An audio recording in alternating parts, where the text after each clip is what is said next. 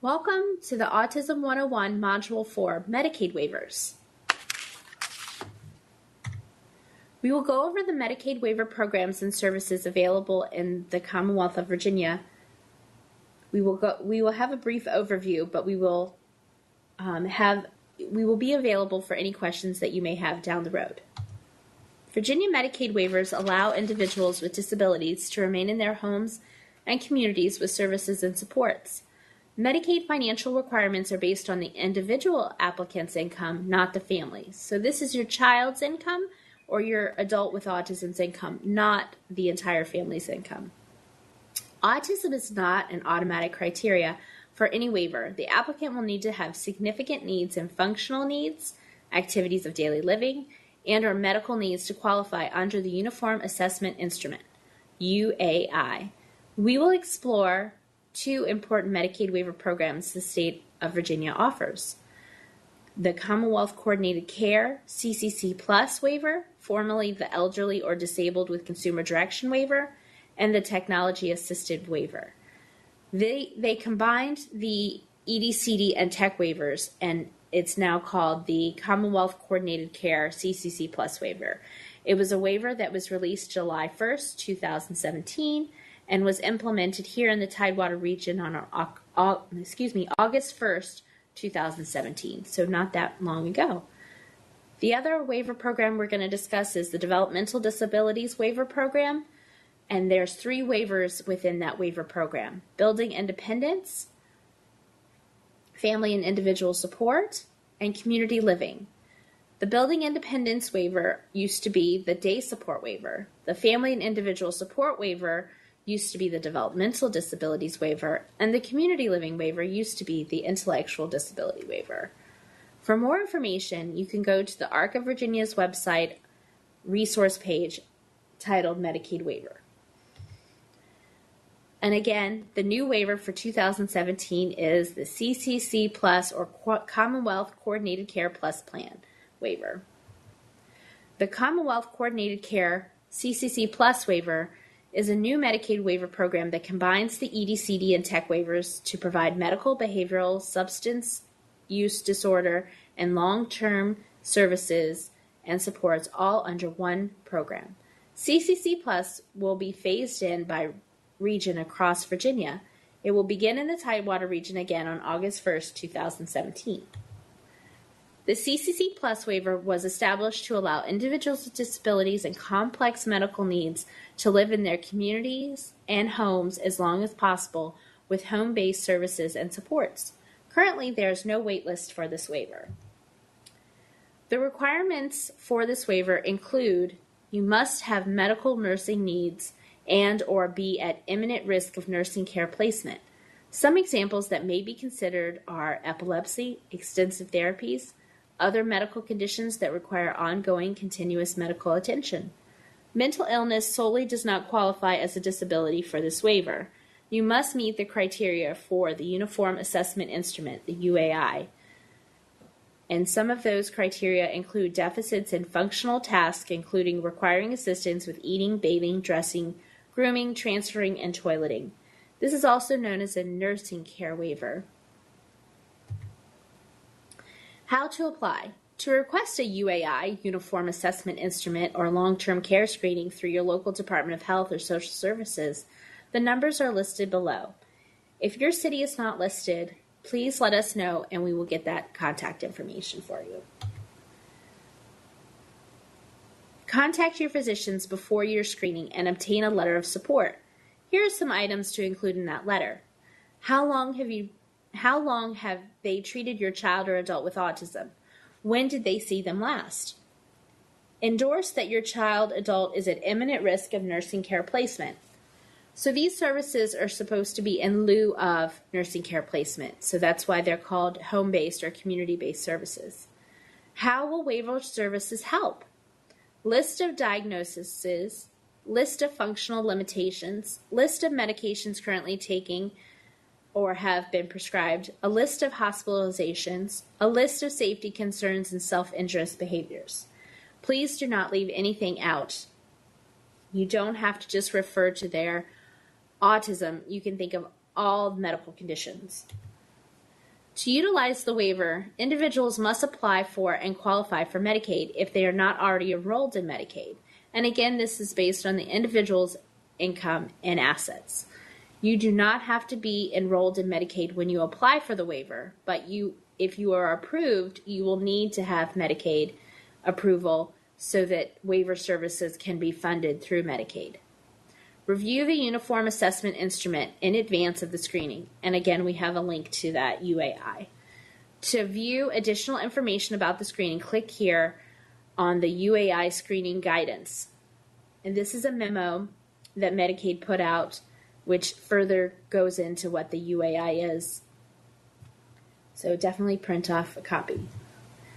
After setting up an appointment, after setting up an appointment for the screening for the CCC Plus waiver, a nurse from your city's health department will screen the individual in the home using the Uniform Assessment Instrument, UAI. Explain day-to-day activities for your child or adult to include medical information, step-by-step information on task completion, etc.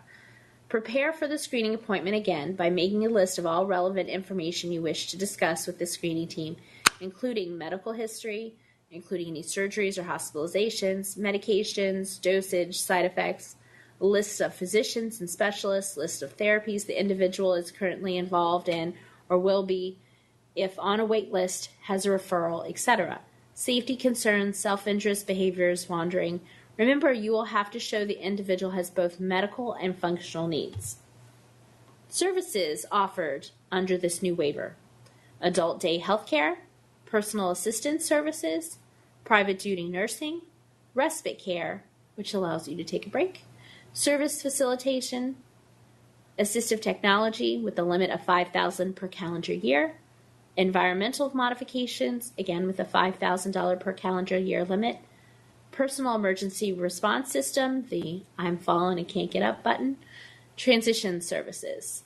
Your agency or service facilitator will determine how many hours of personal assistance the consumer will receive.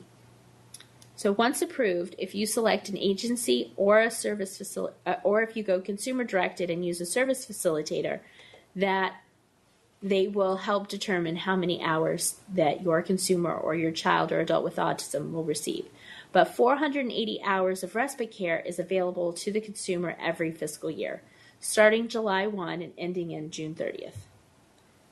Again, you will need to apply for Medicaid, long-term care Medicaid, and you fill out the application as if you were the child applying. It looks at the individual applicant's income and resources, again, not the families. For the CC Plus waiver, they will only take into account, again, the individual's applicant's income and resources. The next waiver program we're going to go into is called the Developmental Disabilities Waiver Program. States apply for Medicaid waivers with the federal Medicaid agency known as the Centers for Medicare and Medicaid Services. This enables states to waive the unusual requirements that individuals must reside in an institution in order to receive Medicaid funding for services. In this way, Medicaid funds certain community-based alternatives to institutional care because it's cheaper for them. Virginia has been offered Medicaid-funded community-based supports to individuals with an intellectual disability through the ID waiver since 1991, the day support waiver since 2005, and individuals with developmental disabilities through the DD waiver since 2000. The three waivers were amended in September 2016 and are now called the Community Living, Building Independence, and Family and Individual Supports waivers, respectively. Who can apply? Individuals aged 3 or older with a diagnosis of a developmental disability have significant needs in activities of daily life, functional tasks which include health status, communication, task learning skills, personal and self-care, eating, bathing, dressing, grooming, transferring, and toileting, mobility, behavior, and community living skills. How to apply? Contact your local community services board. We have several phone numbers listed for your convenience, and if your phone number is not listed, please let us know and we will happily get that number for you. What documents will you need to apply? Recent psychological evaluation completed within the last 3 years, For those with autism spectrum disorder, you will also have to have an ADOS, the Autism Diagnostic Observation Schedule, and any other diagnostic paperwork, as well as your child or adult's IEP or 504 plan, if applicable. Once your application is received, you will be scheduled. They will schedule a screening appointment. You will take your child and adult with you to this appointment. The screener will assess a level of needs based upon a review of functional needs through the VIDES, which is also known as the Virginia Individual Developmental Disability Eligibility Survey. When determining the level of supports the individual requires, you will need to be able to explain how you assist your child or adult with daily activities. Is the individual able to do the activities completely on their own? Do they complete the activity fully for the individual? Does the individual require supports to complete the activity, such as reminders, visuals, and prompting? For a complete list of services offered, please go to the ARC of Virginia's website, and there's a description of all 3 waivers. Some of the services offered include supported employment, workplace assistance, community engagement, community coaching, transition, day services, individual and family caregiver training, service facilitation, either consumer-directed or agency, personal assistance, again, either consumer-directed or agency, respite, consumer-directed or agency, companion, consumer-directed or agency. And by what we mean, when we say consumer-directed, that means that the caregiver becomes an employer and you hire your own attendants to care for the consumer. Other services offered include shared living, supported living, in-home support, crisis, behavioral and mental health, private duty nursing, skilled nursing care, PERS or personal emergency response system, therapeutic consultation, assistive technology, environmental modification, electronic home-based services. The waivers are currently assessed by priority levels. Priority 1, the individual should get a waiver within 0 to 12 months. Priority 2, 1 to 5 years. Priority 3, 5+ years. So those in priority 1 category are the most urgent. And as soon as a waiver slot opens, those individuals will be the first to receive, hopefully, a waiver. Priority 2 is like a medium level of urgency. And then number 3 is the least level of urgency. For more information about priority levels, please go to DBHDS's website under the, and the link is provided below.